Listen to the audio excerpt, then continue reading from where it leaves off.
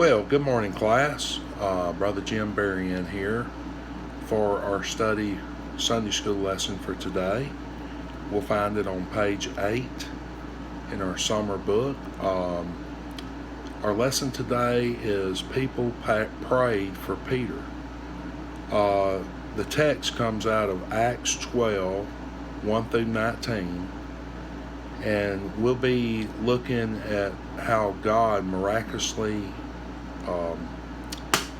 brought Peter out of a situation that was dire. So let's just get right on into it and we'll read our lesson. Okay, Peter was arrested and put in jail. 16 of Herod's soldiers guarded Peter, but Peter's friends did not give up. They prayed and prayed for Peter's release. The night before Peter was to be put on trial, he was chained between two soldiers. Two more soldiers guarded the door, and Peter slept.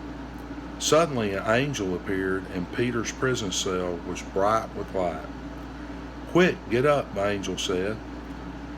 The chains immediately fell off of Peter's hands. The angel said, "Get dressed, put your sandals and your cloak on, and then follow me." Peter obeyed, but he did not understand what was happening. He thought he was dreaming. The angel led Peter past the first guard post, and then they walked by the second guard post. When they reached the iron gate into the city, it opened by itself. Peter followed the angel to the next street, then the angel disappeared. Peter said, "Now I know God sent his angel to rescue me from Herod." As soon as Peter realized this, he went to the house of Mary, John Mark's mother, where his friends were praying. Peter knocked on the door of the gate. A servant named Rhoda came to answer. When Rhoda heard Peter's voice, she was so excited that she ran back inside and left Peter standing outside. "You're crazy," Peter's friends told Rhoda when she announced who was outside. "It's his angel," they said. Meanwhile, still outside, Peter stood there knocking. When his friends finally opened the door, they were amazed. Peter told his friends how God rescued him from prison. "Tell James and the others," Peter said. Then he went away to a safe place. So today we're looking at how God works through prayer. The lesson here said they prayed and they prayed. They kept on praying. And, as long as we're on this side of heaven, we can pray for somebody. Maybe they're sick. A lot of people are sick right now. We need to really lift them up in prayer. And maybe they've lost someone. Maybe a brother or a sister or a grandma or a grandpa. And we can pray that God will fill that void. And I believe that God works through prayer. And I've seen him do it many, many times in my life. When I first opened here at Berrien's Paint and Body, things were slow.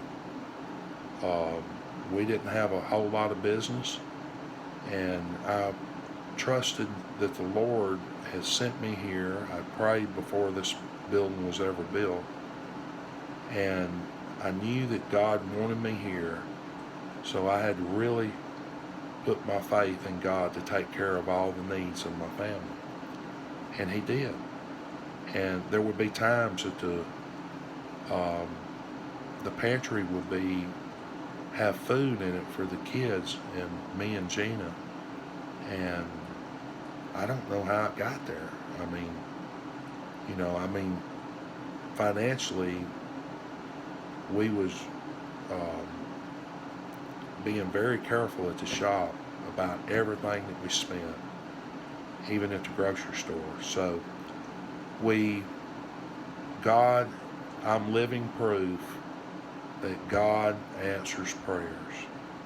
My grandmother, my grandfather Barry Ann, my grandma, my grandfather Hornsby, my sisters, my pastor, and several men in our church prayed for me for years that I would come to know the Lord in a way that was real, and God answered that prayer.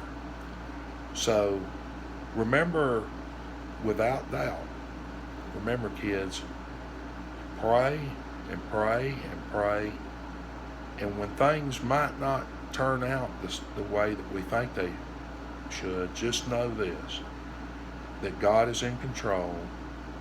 God's thoughts are higher than our thoughts. Maybe if somebody's sick and they go on to heaven, you know, we're all going there one day at some point, and that might have been God's plan to just go ahead and bring that person home to be with Him. And the 10, 15, 20 years that we live after that, we'll be right there where they are in heaven with Jesus. All of us is going to go there one day. But pray and pray and pray for each other. Okay. It says, today your preteen learned that the church prays for others and their needs. After Herod put Peter in prison, church friends prayed for Peter's safety. How does your family pray for people and their needs? So, how does your family pray? We pray for others a lot right before our meals. When we have a meal together, and that's about the only time that we're all gathered together. And we'll call out people's names if they're sick, and we'll have prayer for them. And lift them up to the Lord, that the Lord might touch them. And so find a plan, have a plan, pray for each other, and thank you very much. I pray that y'all have a great day today, and God bless you. Goodbye.